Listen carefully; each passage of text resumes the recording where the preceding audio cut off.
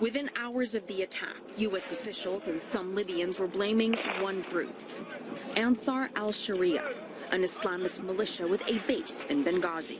Those are obviously the individuals that hated us. Those are al-Qaeda allied, and they really disliked the West. The night of the attack, U.S. officials claimed that Ansar al-Sharia took credit.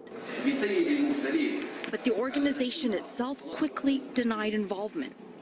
Since September 11th, there has been only one suspect publicly detained in connection to the attack.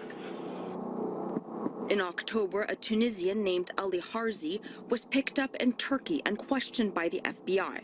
He was released in January after authorities determined there was a lack of evidence. In May, the FBI released photos of 3 more men wanted for questioning. We took those pictures onto the street. Did you see this at all? Here in Benghazi? Yeah. No. No, they didn't put it on TV, they didn't put it on the walls or anything? I haven't seen this. No? Rami al-Ubaidi was an intelligence official with the revolution-era Libyan National Transitional Council, and now independently tracks extremist groups. The FBI unfortunately released photos of very minor people who were not known in Benghazi, and the bulk of the people who are behind the U.S. consulate attack are in Syrian territory today.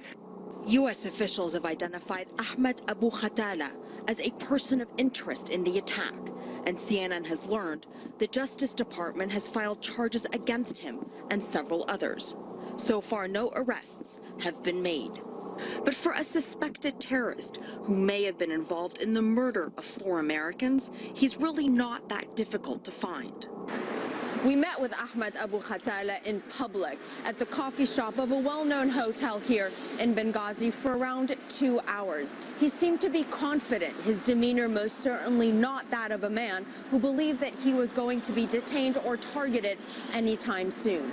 And he agreed to let us film audio, but not video, of our conversation. He doesn't deny that he was there the night of the attack. That night, how did you get the news? When did you arrive, and what did you see? Is this a journalistic interview or an interrogation? It's a journalistic interview. I didn't know where the place was. When I heard, we went to examine the situation. When we withdrew and there was shooting with medium guns and there were RPGs in the air and people panicked, we tried to control traffic.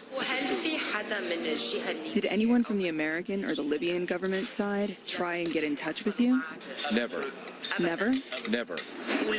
And if they tried, are you ready to meet with them? Yes, no problem. But not as an interrogation, as a conversation like the one we are having with you now. But these conversations haven't happened. The chaos and insecurity in Benghazi right now makes it hard to bring anyone to justice for the September attack. And Rami al-Ubaidi says the Americans continue to fail to see the bigger picture. The attack was commanded and executed by al-Qaeda in the Islamic Maghreb, who today includes former members of the Libyan Islamic Fighting Group, who have merged since with Algerian al-Qaeda members. So we're dealing with a completely new beast today that has evolved in the last 2 years. So who is on their radar? And where does the investigation stand? We went to find the Justice Minister. Well, I'm not allowed to give such information by law. All what I can say is that it is being investigated.